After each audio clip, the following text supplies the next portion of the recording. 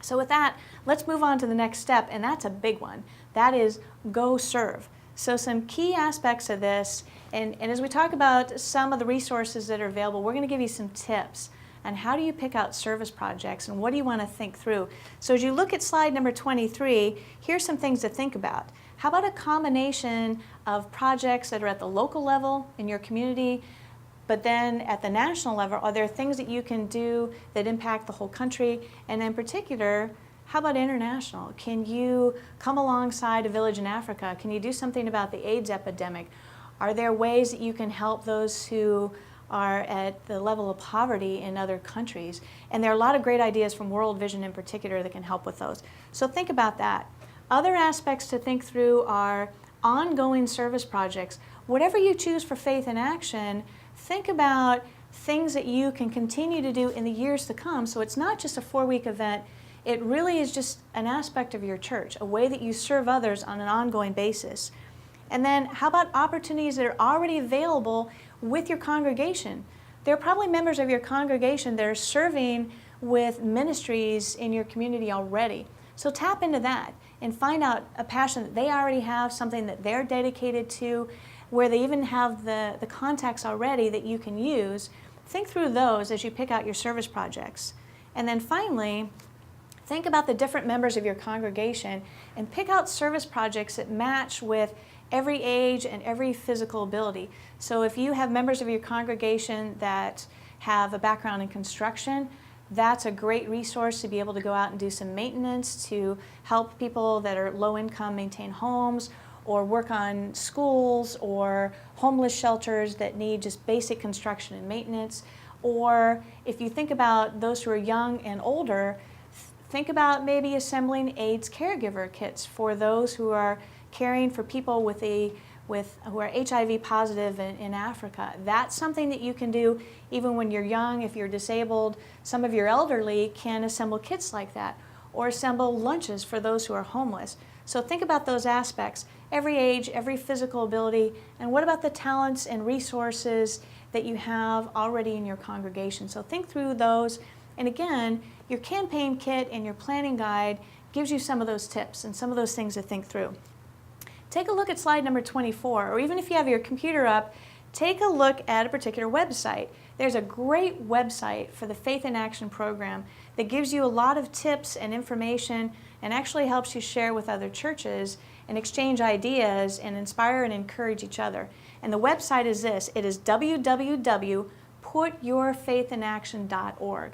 And when you look at slide number 24, it's going to give you that website address and show you what's available on that. A couple key things there, helps you to get started, to know what materials are available, like we've discussed today. And then Faith in Action resources, what do you need to implement the program? And then one that's really particularly helpful is Learn and Share. If you look at slides 25 and 26, that shows you the website, and you can go take a look at that now. What's on there are things like success stories. So if you're looking for inspiration and encouragement and ideas, you're going to find some great stories in that section of the website. So go ahead and read through those. We're going to bet that as you read about things that other churches have done, you're going to get some really good ideas on how to implement this program and be inspired at the same time. And then on slide number 26, this is the Learn and Share area. And if you think back to that verse that we shared in John 17, Jesus is talking about let them be one. You know, he prays to the Father, let them be united. And this is a great way. On this website, you can go and take a look at not only what other churches have done, but there's an area here with a ministry directory. There are a number of organizations that are partnering with us, organizations like Habitat for Humanity.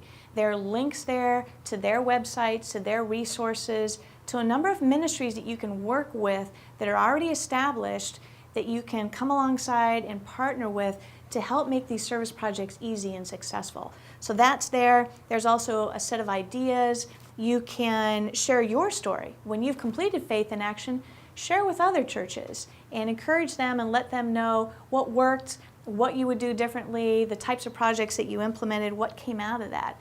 So it's just it's meant to be an interactive site that we keep updated. And one of the things that we do also is when you come out to this site, We have an e-newsletter that goes out on a regular basis, and you can receive that as well to get up-to-date stories and information and tips about the Faith in Action program, what other churches have done. You can share your stories with us and even be in that newsletter and encourage other churches. So that's Serve and some of the tips that we have and resources available to help you with your service projects. And then finally, on slide number 27, Celebrate. You've just done a whole lot of work and served your community, maybe even impacted the world at large on an international level. Now's the time to come together and celebrate with your congregation. And how about including those that you've served and those who came alongside of you as partners, people who participated in your community, invite them to join in the celebration. One of the questions that we get from churches about Faith in Action is sometimes there's some concern about closing the church during the regular worship services. One of the questions that comes up is, what about tithes and offerings? How do we lose that whole week's worth of that financial income?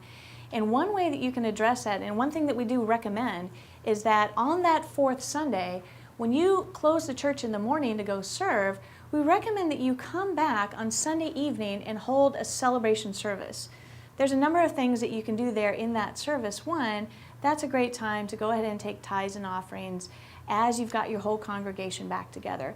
But then the other things that you can do in the celebration service are, again, you're able to recognize those in your congregation who served, thank them, and just recognize them for their efforts, particularly the leaders and those who stepped out and led some of the teams during the service projects. And then again, we want to encourage you to invite the people in your community. So how about the people that you just served? If there are those who were served as a part of your school board, or who helped you in cleaning up a park, or those who are homeless, or anyone that you've served, invite them to come back with you, and invite those who served with you. If members of your community who have not been attending your church, if they came and participated, bring them back for the celebration service. And then some things that you can do is, if you're able to get video or pictures, show them and just celebrate together, and again, recognize everybody who helped. And the big thing, just thank God and celebrate and rejoice for everything that God has done through the Faith in Action program. It's such a great time to rejoice together, and again, let everyone be one and be unified in all that what you've accomplished. So that's it. Those were the steps to success in the Faith in Action program. I hope this has helped. If you have any remaining questions, again, I'd like to point you back to that website, www.putyourfaithinaction.org. Or if you're ready to get started, the other thing that you can do is just give us a call. So call, and somebody here will help you with all the materials that you need and help you get a campaign kit and get started. And a way to do that is you can call us at 800-991-6011. And again, those two pieces of contact information, putyourfaithinaction.org, or give us a call at 800-991-6011. And we just want to thank you for your interest in Faith in Action and encourage you and putting your faith in action and being the church, impacting your congregation and your community. Thanks a lot.